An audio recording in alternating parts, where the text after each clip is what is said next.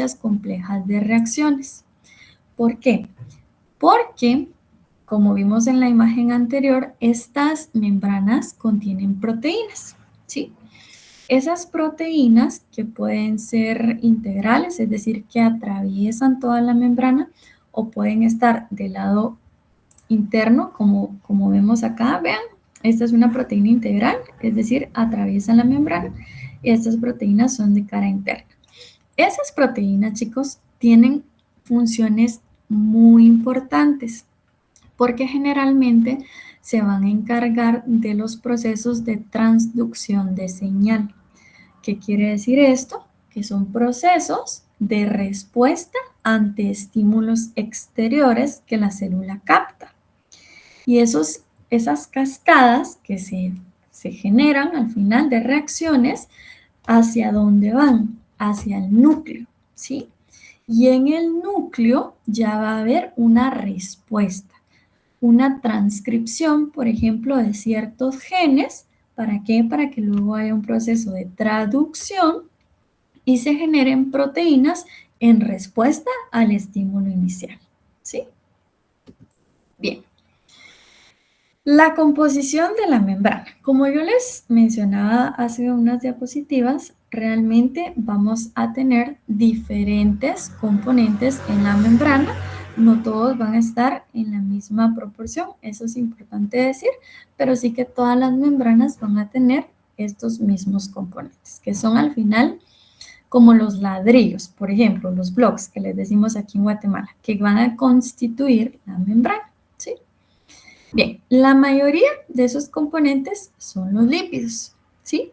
Dentro de los lípidos podemos encontrar, por ejemplo, la esfingosina, que justamente es esta molécula en color verde que ustedes pueden observar acá. Los famosos fosfolípidos, que son la mayoría, que son aquellos que forman esa bicapa lipídica, ¿sí? Y finalmente el colesterol, ¿sí? El colesterol, que son estas moléculas que ustedes pueden ver aquí en un color amarillo más oscuro o anaranjado, ¿sí? Se dan cuenta, no están en tan grande proporción como los fosfolípidos, pero aún así es considerable.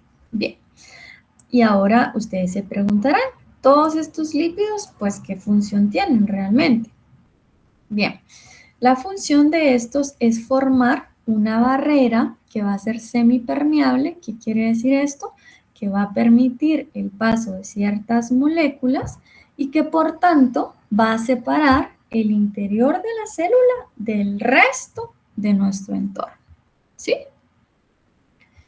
Bien. Luego vamos a tener unas moléculas llamadas azúcares o también llamadas carbohidratos, que estos en general, chicos, se van a ubicar en la parte externa o en la cara, en la cara externa de la membrana, ¿sí?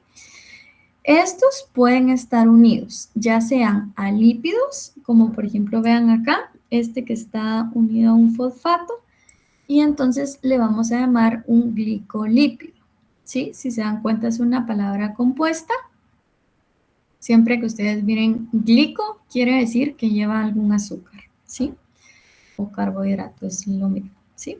Entonces, glico, azúcar y lípido, entonces es un azúcar unido a un lípido, ¿sí? Acá ustedes lo pueden ver, esta cadenita de azúcares unidas a una cabecita de fosfolípido. Sin embargo, no es la única molécula a la que se pueden unir. También se pueden unir a proteínas, ¿sí? En ese caso, su nombre va a cambiar y se llaman glucolípidos o glicoproteínas. Cualquiera de los dos están bien, ¿sí? Glico ya sabemos que significa azúcar o carbohidrato y en este caso unido a proteína, ¿sí? Entonces vean acá tenemos una proteína integral o también llamada transmembrana. ¿Por qué? Porque va a atravesar toda la membrana y aquí está unido este cadena de azúcares o carbohidratos. Entonces esto sería una glicoproteína. Tanto los glicolípidos como las glicoproteínas van a formar una capa. Esa capa se llama glucocálix, ¿sí? Y ahora, ¿cuál es la función del glucocálix? Pues básicamente tienen una función de reconocimiento celular, lo cual va a permitir que las células se identifiquen entre sí, que sean capaces de responder a ciertos estímulos, y también es importante en la interacción con el sistema inmunitario. Por ejemplo, creo que en biología tal vez habrán visto algo del sistema inmune y del sistema de reconocimiento del complejo mayor de histocompatibilidad, por ejemplo, ¿sí? Para todo ese tipo realmente son importantes todo este glucocálix, ¿sí? Y finalmente tenemos el último componente, chicos, que son las proteínas, ¿sí? Las proteínas, ya vamos a ver más adelante, pero pueden ser proteínas transmembrana o integrales, que como les digo, son capaces de atravesar la membrana y por lo tanto tienen un dominio externo, es decir, en la cara externa de la membrana, y un dominio interno, es decir, que da hacia el citosol, o pueden ser simplemente proteínas que encontremos en la cara externa o aquellas que solo encontremos en la cara interna. Realmente la función de las proteínas a nivel de membrana es bastante amplia. Pueden cumplir funciones de transporte, pueden cumplir funciones de ser receptores, por ejemplo, de transducción de señal, como les decía anteriormente. Pueden tener actividad enzimática unido a la membrana. Están involucradas también en el reconocimiento celular, la adhesión celular de célula a célula, por ejemplo, o de célula a matriz extracelular. Y además de esto nos dan fijación estructural, ¿sí? Bien, ¿dudas con las funciones de cada uno de los componentes de la membrana, chicos? ¿No? ¿Todo claro? Ok. Vamos a continuar. Perfecto. Entonces, hablando propiamente de la composición de la membrana, en el año 1972, si se dan cuenta, realmente no hace mucho, ¿sí? Se dio y se propuso el concepto de que la membrana en realidad era un modelo de mosaico fluido. Este concepto lo propusieron dos científicos llamados Singer y Michelson. Y entonces ellos describieron cómo la membrana celular al final es una estructura dinámica, como yo les decía anteriormente, no es estática, se va adaptando y va respondiendo ante los estímulos a los que se expone la célula. ¿Y por qué se le llamó mosaico fluido? Bien, mosaico se le llama por la variedad de moléculas que están incrustadas en la membrana.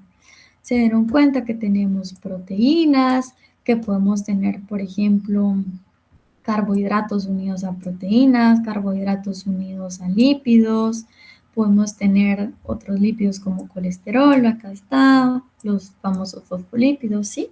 Hay una gran variedad de moléculas que están dentro de la membrana. Pero además de esto, se le llamó, su compañero en tratante. Además de esto, se le llamó fluido porque todas estas moléculas en cierta forma se pueden desplazar libremente a través de la membrana. Y entonces es justamente esta propiedad lo que le otorga la flexibilidad a la membrana, la elasticidad y la permeabilidad selectiva, ¿sí? Por eso se dice que es un mosaico fluido. Bien, entonces acá justamente tenemos la imagen, es la bicapa lipídica, pueden ver todas las proteínas, pueden ver el colesterol, ¿sí? Diferentes carbohidratos. Bien, entonces analicemos esta tabla. Esta es una tablita en donde nos indica aproximadamente el porcentaje de cada uno de estos componentes que yo les acabo de mencionar en diferentes membranas, ¿sí? Se van a dar cuenta a lo largo del curso que más allá de que ustedes se aprendan algo de memoria, a mí me gusta que analicen y que le encuentren el porqué a las cosas, a las situaciones que suceden dentro de la célula en este caso. Entonces, veamos. La membrana plasmática de los eritrocitos, vean acá, tiene un 49% de proteínas, un 43% de lípidos y un 8% de carbohidratos. De hecho, este porcentaje de carbohidratos es bastante alto, ¿sí? Entre 8 a 10 ya se considera alto. Bien, ¿cuál es la función de los eritrocitos, chicos? A ver. ¿Alguno que se anime o vamos con la lista?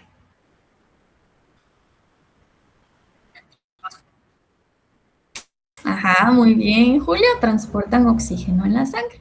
Pero además de esto, no sé si se recuerdan de sus clases de biología, si no estoy mal, que los eritrocitos tienen diferentes pues receptores de membrana, si lo queremos llamar así, y uno de los más conocidos es el sistema ABO. Seguramente aquí todos sabrán cuál es su tipo de sangre, que yo soy A, que yo soy B positivo, que yo soy O positivo, ¿sí? Pues resulta que esos sistemas, esos receptores, son moléculas de carbohidratos que están presentes en la membrana de sus eritrocitos, ¿sí? ¿Por qué es importante saber esto? Porque como químicos biólogos, eventualmente ustedes van a llegar a quinto año y van a recibir un curso que se llama Banco de Sangre, ¿sí? Van a estudiar esto muchísimo más a detalle, el sistema ABO, el sistema RH, un montón más que tienen los eritrocitos, y se van a dar cuenta que para que una persona reciba una transfusión, necesitamos que haya compatibilidad, ¿sí? Es decir, si yo soy A positivo, por ejemplo, lo ideal en este mundo es que yo reciba una sangre A positivo. Obviamente, si no hay A positivo, me podrían poner O, por ejemplo, ¿sí? Porque O significa que no tiene ningún receptor de membrana. Pero en este caso, necesitamos esas compatibilidades, porque de lo contrario, ¿qué va a pasar? Mi cuerpo va a reaccionar y lo va a determinar como extraño, ¿sí? Entonces puede reaccionar y seguramente voy a tener que necesitar hospitalización e incluso las personas pueden llegar a fallecer de una incompatibilidad, ¿sí? ¿Ven como algo tan sencillo como lo que estamos viendo ahorita, la composición de la membrana, específicamente los carbohidratos, tiene propiamente una aplicación clínica en nuestra carrera? ¿Sí? Por eso es importante este curso, para que ustedes entiendan las bases, para que cuando ya lleguen a su curso de aplicación, lo comprendan. ¿Sí? Bien, entonces continuemos analizando esto. Vean acá. Quiero que se fijen en esta vaina de mielina, ¿sí? En el axón. A ver, ¿quién se acuerda de primero en dónde queda el axón? ¿Alguien se acuerda, chicos?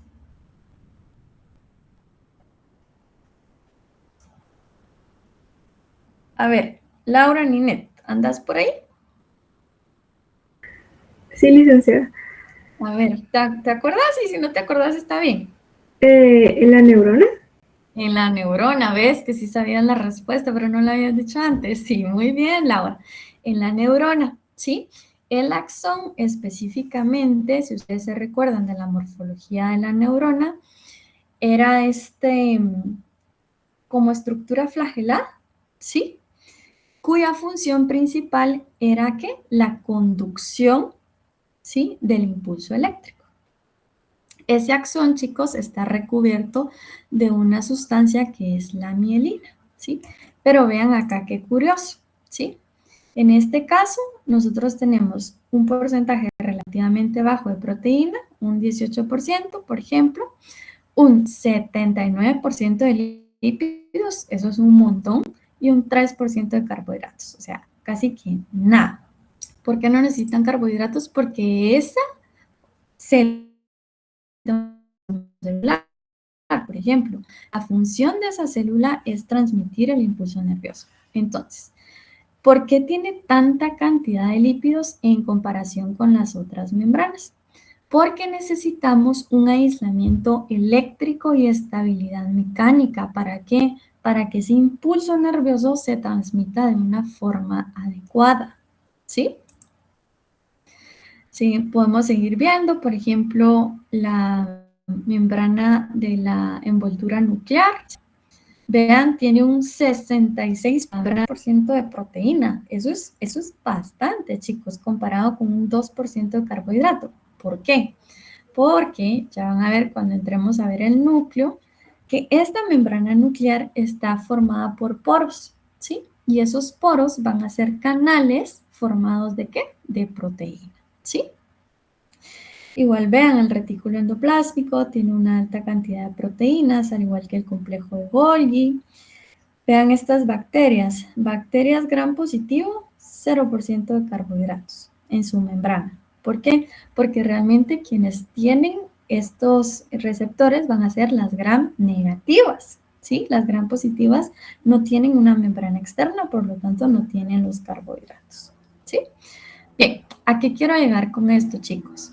Que a pesar que todas las membranas van a tener los mismos componentes, es decir, proteína, lípidos y carbohidratos, cada una las va a tener en diferente proporción.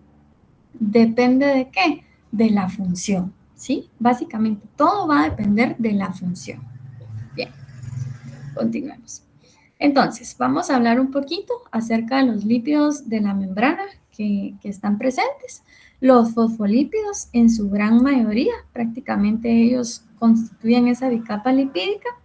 Estos fosfolípidos, chicos, están constituidos por una molécula de alcohol, que generalmente es glicerol, dos ácidos grasos, que son 1,2-diacilglicerol, que son estas colitas, y el grupo fosfato, ¿sí? Que el grupo fosfato es quien les da carga negativa. Entonces, vean acá, tenemos cómo estos fosfolípidos forman esa bicapa lipídica, ¿sí? Y lo más interesante de esa bicapa lipídica es que justamente tienen una parte que es hidrofílica, dada por la cabecita del fosfolípido, y una parte hidrofóbica, ¿sí? Dada por qué? Por la cola del fosfolípido. Vean acá, tenemos ya una imagen donde nos muestra la estructura más detallada. Como les decía, tenemos la cabecita hidrofílica, es decir, que atrae agua, ¿sí? Donde tenemos justamente el grupo fosfato con carga negativa, luego tenemos el glicerol, ¿sí? Y posteriormente tenemos las colas hidrofóbicas. Las colas hidrofóbicas pueden tener ácidos grasos saturados o ácidos grasos insaturados. ¿Por qué menciono esto? Porque justamente la presencia de ácidos grasos saturados o insaturados va a depender la fluidez de la membrana. Ya la vamos a ver adelante, ¿sí? Entonces, vean acá, esta es una estructura tridimensional, ¿sí? Que en diferentes programas lo podemos crear, donde justamente tenemos acá nuestros dos colitas hidrofóbicas, es decir, que repelen el agua, y toda la cabeza hidrofílica de nuestro fosfolípido. Bien. Continuando, pues justamente estos fosfolípidos van a tener la característica anfipática. ¿Qué significa que sea anfipático? Que una misma molécula tiene dos regiones con propiedades opuestas, o sea, los fosfolípidos. ¿Por qué? Porque en su cabeza van a tener un comportamiento polar hidrofílico, ¿sí? Mientras que en la cola van a tener un comportamiento hidrofóbico debido a los ácidos grasos, ¿sí? Es importante mencionar que no todos los fosfolípidos van a ser iguales. Vean acá, tenemos 5 tipos de fosfolípidos. La fosfatidilcolina, la esfingomielina, la fosfatidilserina, el fosfatidilinositol y la fosfatidiletanolamina, ¿sí? Estos van a tener funciones específicas y lo más importante, no están distribuidos de manera uniforme a través de toda la membrana. Y vean acá, justamente tenemos una gráfica en donde tenemos a la cara externa de esta membrana y posteriormente a la cara interna, ¿sí? Acá ustedes pueden ver que tenemos una gráfica donde nos indica la cantidad de fosfolípidos totales, pero estos los podemos subdividir entre sus diferentes tipos. Entonces, vean, en la cara externa, si se dan cuenta, ¿quiénes son mayoritarios? Pues la esfingomielina y la fosfatidilcolina, ¿sí? ¿Por qué? Porque justamente estos fosfolípidos son los que están expuestos al medio extracelular. Y además de esto, les van a ayudar a dar estabilidad a la membrana, ¿sí? Pero si se fijan en la gráfica, tenemos algunos fosfolípidos que, por ejemplo, la fosfatidilcerina ni siquiera se aparece acá en la membrana externa, solo está en la membrana interna. ¿Por qué? Porque justamente este fosfolípido aporta carga negativa y participa en procesos de señalización celular, ¿sí? Ya si le queremos ver una aplicación, este fosfolípido nos puede indicar a nosotros, haciendo estudios de muerte celular, cuando la célula entra en apoptosis, porque justamente él normalmente no está en la cara externa, pero si ya lo encontramos en la cara externa, quiere decir que la célula entró en un proceso de muerte celular, ¿sí? Esto se utiliza mucho en investigación con citometría de flujo. Tú puedes hacer ciertos experimentos donde puedes determinar cómo ciertos fármacos, por ejemplo, van a afectar a las células y las puedes conllevar a una muerte celular, ¿sí? Esto lo vamos a ver en la clase de muerte celular. Ahí van a ver. Bien, otros fosfolípidos que solo están, o que en su mayoría están en la cara interna, por ejemplo, el fosfatidilinositol, ¿sí?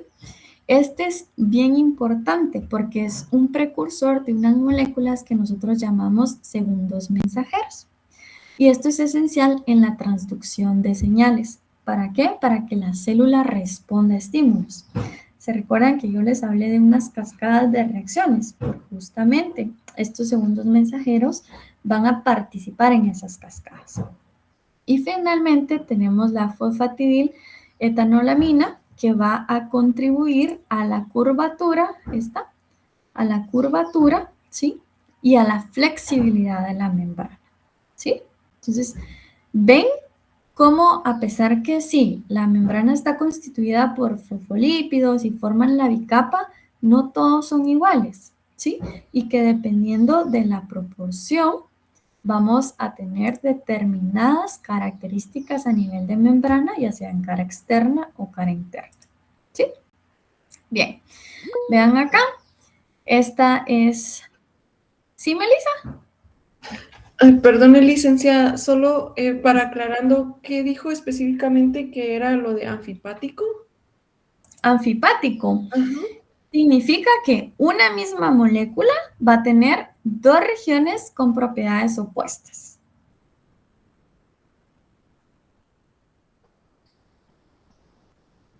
¿Listo?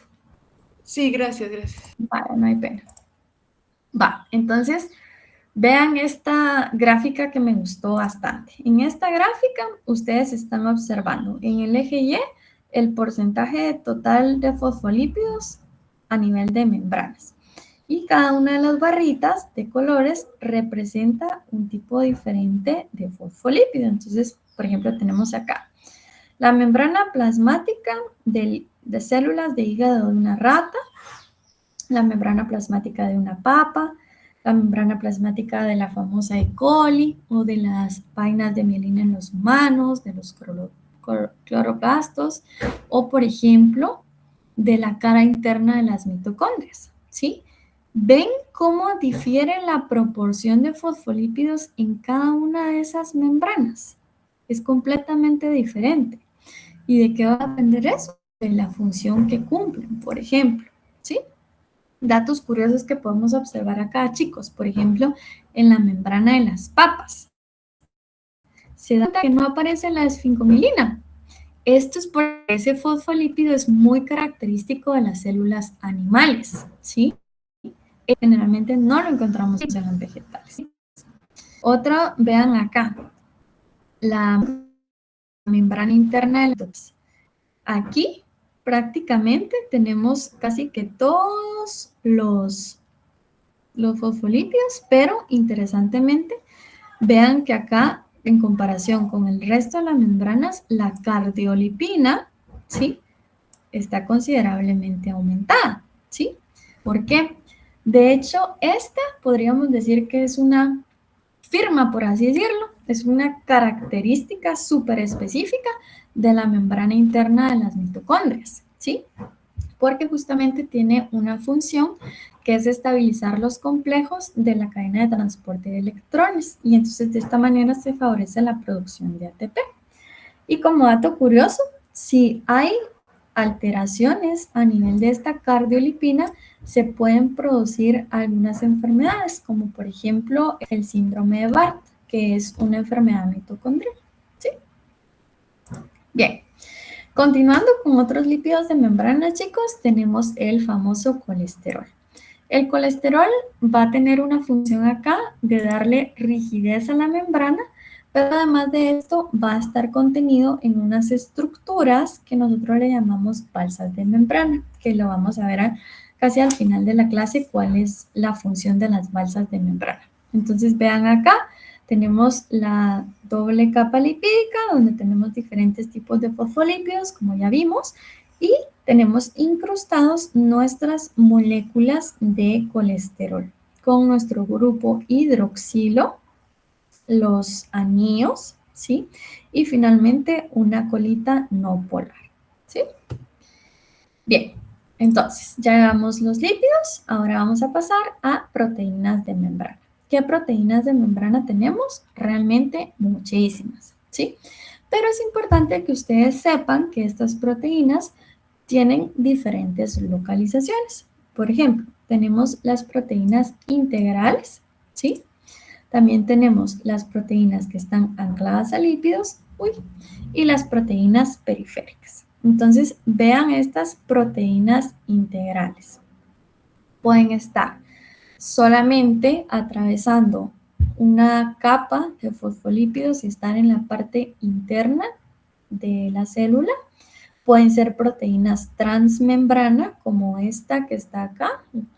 Pueden ser proteínas transmembrana con múltiples dominios, ¿sí? Y pueden ser proteínas transmembrana asociadas, que esto generalmente se observa mucho a nivel de receptores, donde algunos receptores de células se tienen que dimerizar, es decir, se tienen que unir para llevar a cabo su función, ¿sí? Tenemos las ancladas a lípidos, como su nombre lo indica, van a estar propiamente unidas a ciertos lípidos y pueden ser las periféricas, que las periféricas, vean acá, están unidas a otra proteína de tipo transmembrana, ¿sí? Bien, ¿qué funciones cumplen estas proteínas en la membrana? Como les comentaba al inicio, realmente tienen muchas funciones.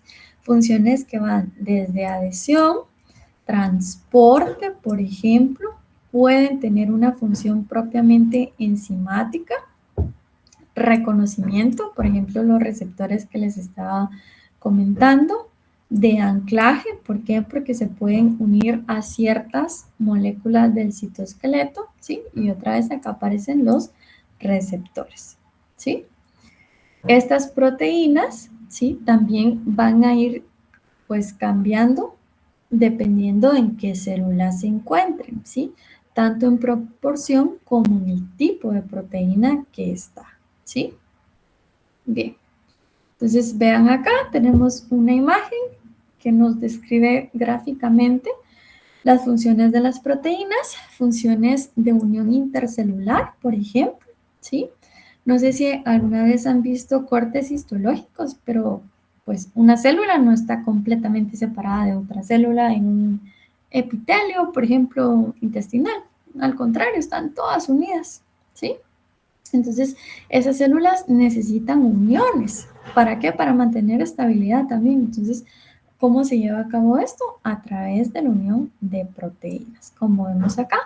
Y no solo entre célula a célula, también a través de matriz extracelular, que justamente lo podemos ver acá, vean, en función de anclaje, tanto a nivel de citoesqueleto interior de la célula como a nivel de matriz extracelular, ¿sí? ¿Por qué? Pues porque la célula no va a estar en un líquido bailando ahí a donde quiera ir, no, necesita estar anclada, ¿sí? Tiene funciones enzimáticas importantes, ¿sí? Principalmente en procesos de transducción de señal, es decir, de respuesta ante estímulos. Tienen funciones de transporte, tanto un transporte pasivo, es decir, que no necesitan ATP, que solo funciona como un poro, un paso, ¿sí? Donde entran y salen las moléculas, o ya meramente un transporte activo, por ejemplo, donde lo que necesitamos es ATP, ¿para qué? Para llevar o transportar esa molécula en contra del gradiente de concentración.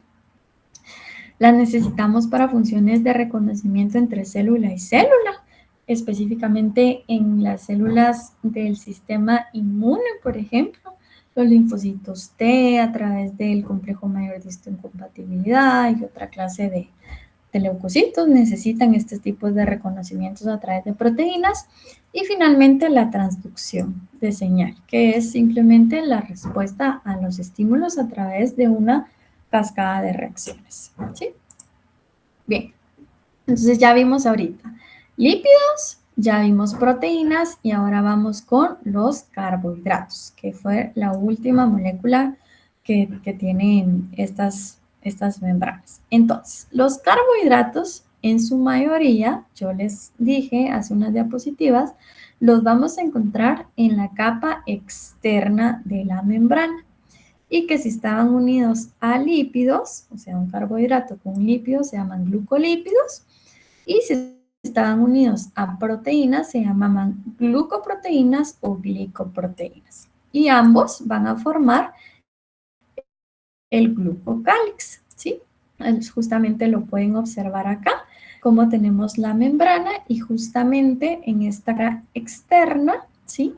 Es donde pueden observar las glucoproteínas, que vean, es una molécula de proteína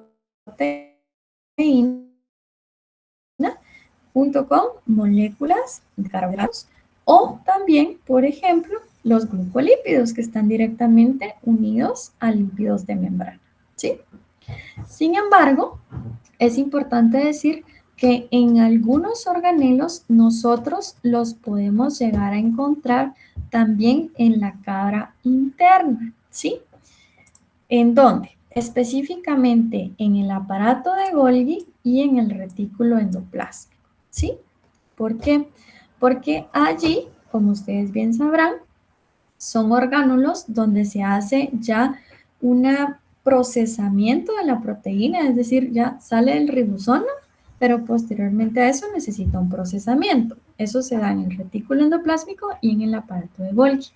Específicamente el proceso que se lleva a cabo con estos carbohidratos es un proceso de glicosilación, ¿sí? ¿Qué quiere decir esto, chicos? Que se unen carbohidratos a proteínas, ¿sí? Esto inicia en el retículo endoplasmático y posteriormente se perfecciona en el aparato de Golgi. ¿Para qué se hace este proceso de glicosilación? Para dos cosas. Primero, protegerlos a estas proteínas de la degradación, ¿sí? Y realmente el objetivo final es que estas proteínas van a ser justamente las proteínas que encontramos a nivel de membrana, ¿sí? Entonces, estas proteínas se forman a nivel de retículo endoplasmático y aparato de Golgi. Entonces, viajan desde ahí ya glicosiladas y se colocan en su posición final, ¿sí? Que ya sería a nivel de membrana, en la cara externa tendríamos los carbohidratos y a nivel de transmembrana las proteínas, ¿sí? ¿Dudas hasta el momento? Entonces, vamos a ver si no hay dudas. ¿Quién me responde si son iguales las membranas celulares de absolutamente todas las células? Creo que no.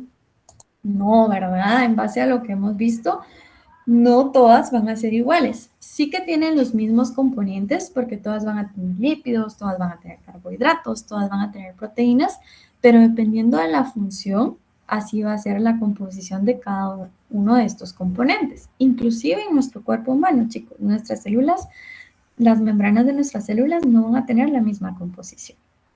Bien, a ver, otra persona.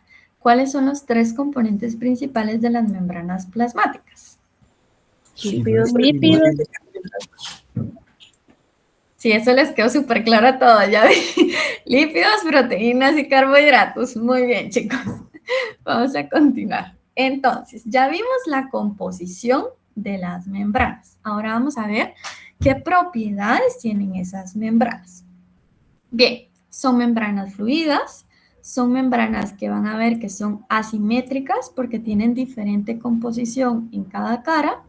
Van a tener una permeabilidad selectiva. ¿Qué quiere decir esto? Que van a permitir el paso de ciertas moléculas y de otras no, que tienen capacidad de renovación y de reparación. Y eso es lo que vamos a ver ahorita. Bien, entonces, respecto a la fluidez de la membrana, dijimos que estas moléculas eran capaces al final de moverse. Específicamente los lípidos, chicos. Los lípidos son quienes van a tener la capacidad de moverse en ese mosaico fluido. Un movimiento muy rápido que ellos pueden hacer es movimiento lateral, es decir, irse hacia un ladito. Por ejemplo, acá miren, teníamos un fosfolípido acá y se quiso mover y se vino hasta acá. ¿Sí? Entonces, ese movimiento es rápido, el movimiento lateral.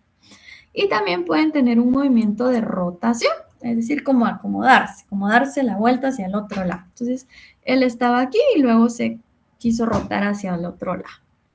Esos movimientos son muy rápidos. Sin embargo, también pueden haber movimientos muchísimo más lentos, pero que aún así pueden suceder. Uno de ellos es el movimiento de flip-flop. ¿Qué quiere decir esto? Que, por ejemplo, un fosfolípido que estaba en la cara externa decide y se pasa a la cara interna. ¿Sí? Bien.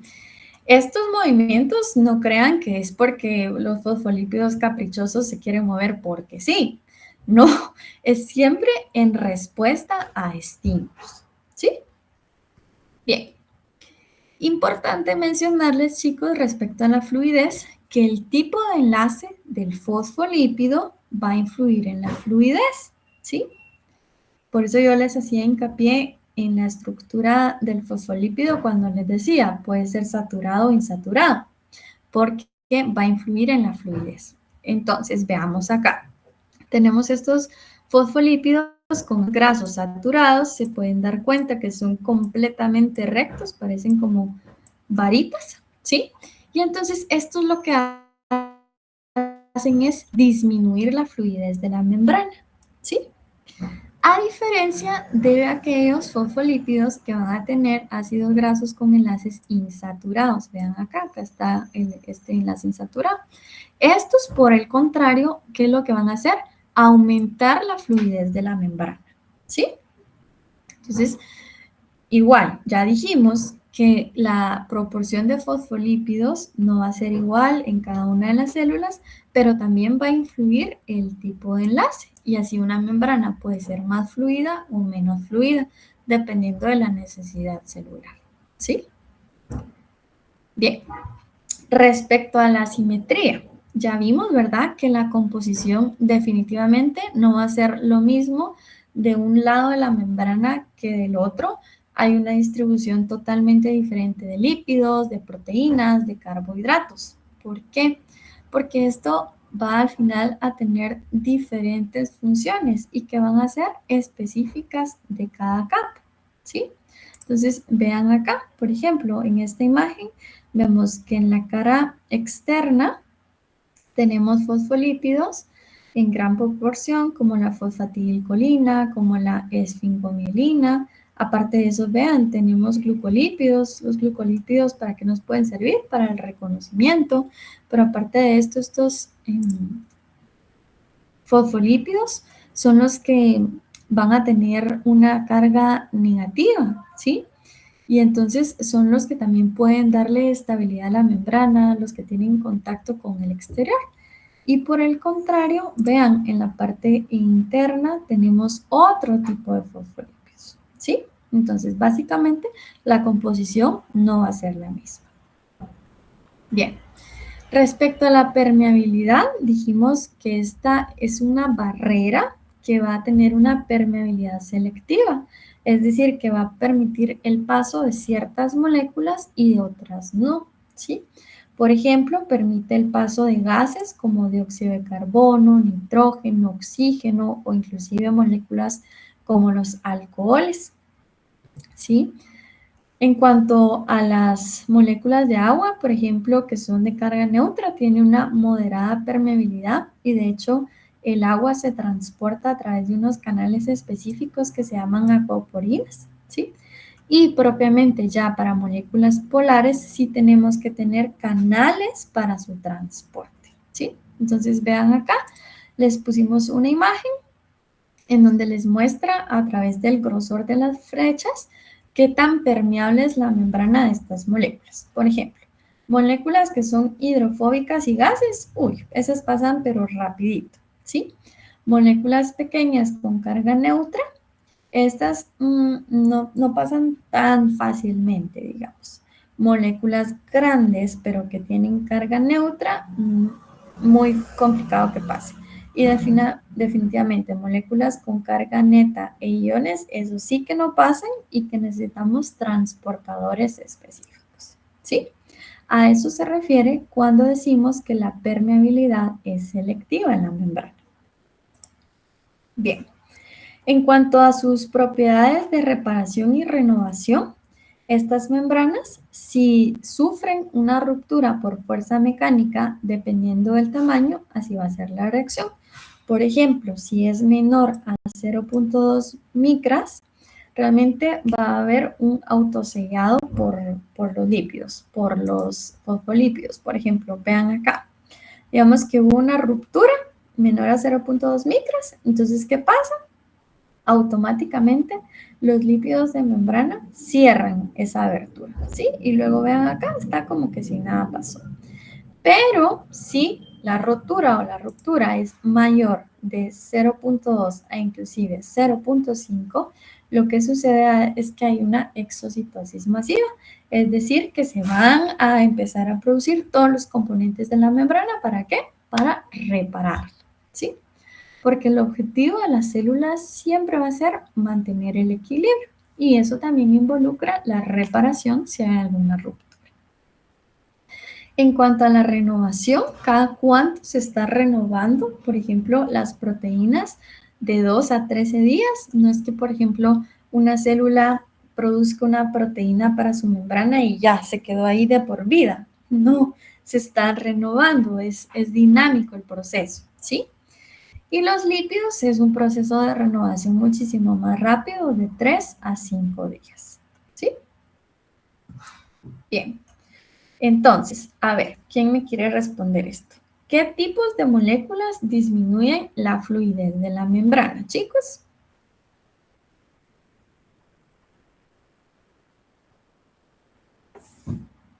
A ver, Adriana Quiñones.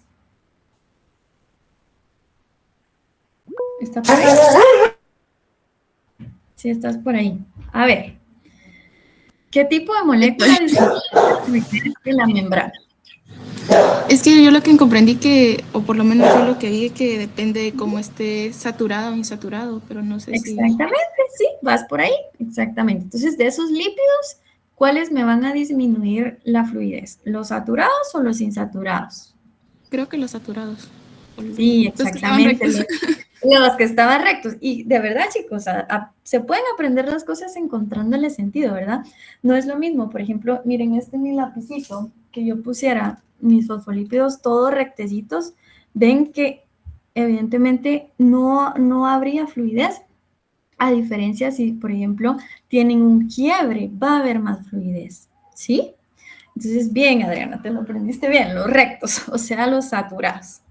Bien, chicos, vamos con la siguiente pregunta. ¿Las capas de la membrana son simétricas o son asimétricas? A ver, ¿quién quiere responder eso? Asimétricas, muy bien, Kelly. Entonces, ¿a qué se refiere eso que sean asimétricas?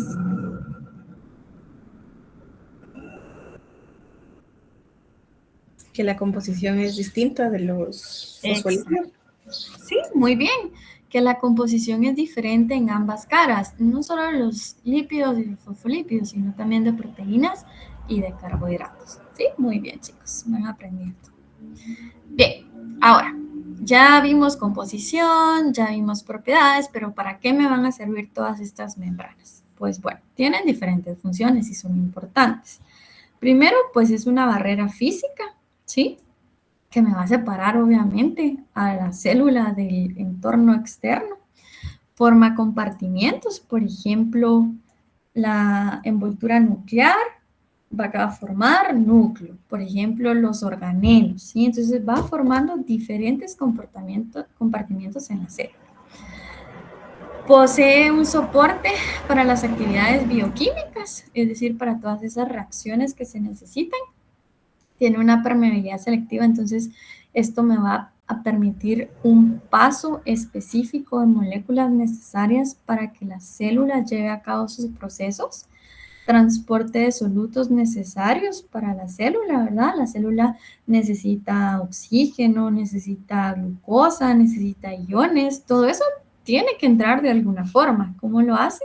Pues a través de la regulación de membranas. También la función de respuesta a estímulos externos, como por ejemplo a través de los receptores, que ya vimos que están constituidos por carbohidratos. Y finalmente, tiene también una función de interacción intercelular. Ya vimos que a través de las proteínas de membrana se pueden unir células y así formar tejidos, que es necesario para formar órganos y que son necesarios para formar sistemas, ¿sí? ¿Ven cómo deriva todo desde la célula? Bien, entonces acá tenemos una imagen donde les indica o les grafica las diferentes funciones de las células, ¿sí? Primero les dice que constituye una barrera, va a ser semipermeable y justamente vean acá, les está mostrando cómo hay un intercambio de iones. Estos iones van a necesitar un transportador específico que lo vamos a ver en la siguiente clase. También sirve para la formación de diferentes compartimentos y por ende la organización de estos sistemas. Entonces vean acá, tenemos por ejemplo las mitocondrias, tenemos todo el retículo endoplásmico, tenemos el aparato de Golgi, tenemos aquí justamente la envoltura nuclear, ¿sí? Procesos de transporte, ¿sí? Justamente vean acá lo que les digo, tenemos la bomba de sodio y potasio, ¿sí? ¿Por qué? Porque la célula necesita estos iones ¿para qué? Para ejercer sus funciones. También transporte de nutrientes, como por ejemplo moléculas de glucosa, que es justamente lo que están viendo ustedes acá, porque fuente de energía necesita tener de alguna forma. Detección de señales, por ejemplo, ante receptores o uniones e interacciones entre célula y célula. ¿Sí? Bien, ya casi para terminar, algunas estructuras especiales que encontramos dentro de la membrana son estas balsas lipídicas que se definen como regiones heterogéneas que van a ser ricas en esfingolípidos, que tienen ácidos grasos saturados y colesterol, ¿sí? Entonces, vean acá, justamente tenemos la membrana, ¿verdad? Y aquí está esta balsa lipídica. Esta balsa lipídica no está por gusto, realmente tiene funciones muy específicas. Una de ellas va a ser organizar y compartimentar proteínas para facilitar la señalización celular.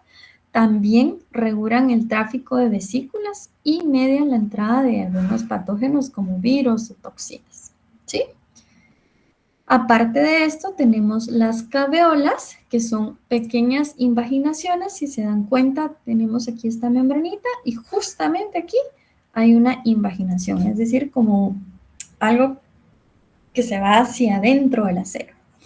Estos específicamente van a estar formados o van a ser más ricos en colesterol, ¿sí?